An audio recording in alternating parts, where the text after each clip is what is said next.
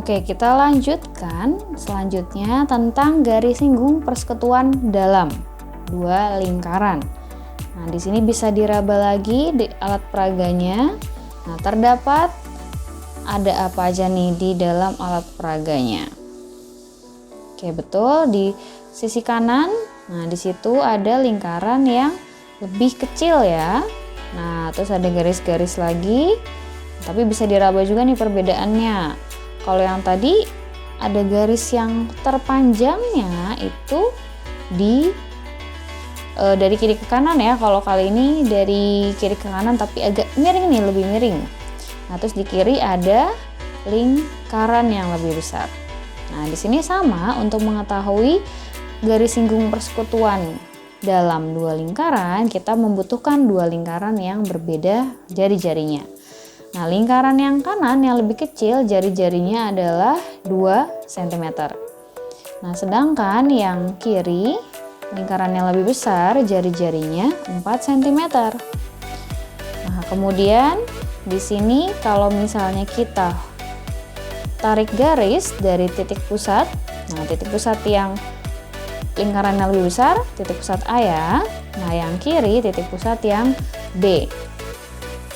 Nah, di sini kalau kita tarik garis, nah ini adalah garis jarak antara titik pusat A ke titik pusat yang B. Nah, di sini diketahui nih, panjang dari AB adalah 10 cm. Oke, nah kemudian di sini kita sama seperti tadi, kita juga tentukan nih ada garis singgung antara dua lingkaran, tapi dia bersinggungannya dari dalam.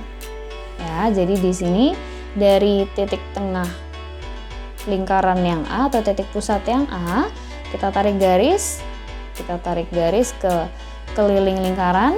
Nah, di sini kita bertemu dengan titik E. Ya, jadi bisa D bisa E, tapi kali ini kita pakai E ya.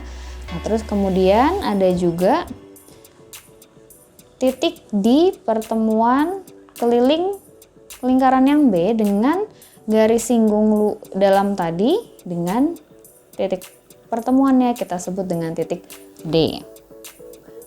Nah, berarti di sini DE ya. Jadi kita punya garis singgungnya adalah garis DE.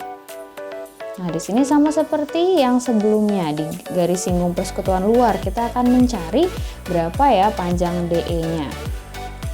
Nah, kalau untuk menentukan garis DE ini, yang pertama kita akan memanjangkan garis AE. Jadi garis AE-nya kita panjangkan. Nah, kalau bisa diraba, nah diraba dari AE, nah ada garis panjang sampai ke suatu titik, yaitu titik C. Ya, betul, di situ titik C-nya. Nah, kemudian kan berarti jadi terbentuk ya, ada garis AE, tapi setelah dipanjangkan sampai titik C, jadi ada garis AC. Ya, jadi kita simpan nih, ada garis AC. Nah, kalau kita tentukan, tadi kan dari A ke E, ini 4 cm. Nah, berarti kalau dari A ke C berapa ya? Nah, berarti kita cari dulu EC-nya kan, atau CE-nya. Nah, kalau kita raba lagi, titik C ini, kemudian kita tarik garis sampai ke titik pusat B, betul, sampai situ. Nah, di sini garis yang sejajar dengan garis singgung dalam tadi. Nah, berarti kalau sejajar, nah jaraknya kita bisa raba. Nah, sama nih antara BD dan CE. Berarti kalau BD-nya tadi ya 2 cm dan CE-nya berarti jadi 2 cm. Nah, berarti kalau misalnya AE 4 cm, EC-nya 2 cm, berarti AC-nya 4 tambah 2? Betul, 6 ya, 6 cm. Nah, berarti kita dapat nih, ada garis AC 6 cm, kemudian ada garis AB ya, menghubungkan titik pusat tadi 10 cm, berarti kita cari panjang garis BC. Nah, setelah kita dapetin nanti garis BC-nya panjangnya berapa, nah itu juga merupakan panjang dari DE-nya. Nah, di sini juga sama. Jadi terbentuk sebuah segitiga siku-siku. Nah, mungkin bisa dicek lagi seperti tadi. Di titik C atau di segitiganya, berarti kan terbentuk sudut ya. Nah, kita cek apakah benar sudutnya siku-siku.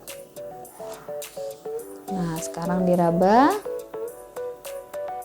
Oke, nah betul ya. Jadi antara garis AC dengan BC, nah dia terbentuk garis siku-siku atau sudut siku-siku, yang berarti dua garis ini merupakan garis yang tegak lurus.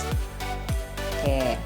Nah, berarti di sini kita bisa gunakan teorema Pythagoras seperti tadi ya, yang diketahui sisi miring dan sisi depannya sisi miring ya. Nah, berarti kita bisa tentukan 10 pangkat 2 dikurang 6 pangkat 2 sama dengan BC pangkat 2. Nah, 10 pangkat 2 100, 6 pangkat 2 36. Nah, berarti 100 kurang 36, betul, 64. Nah, akar 64 berapa? Sip, 8. Nah, berarti panjang BC adalah 8 dan panjang DE berarti juga 8. Ya, jadi begitulah caranya kita mencari panjang garis DE atau panjang garis singgung dalam dua lingkaran.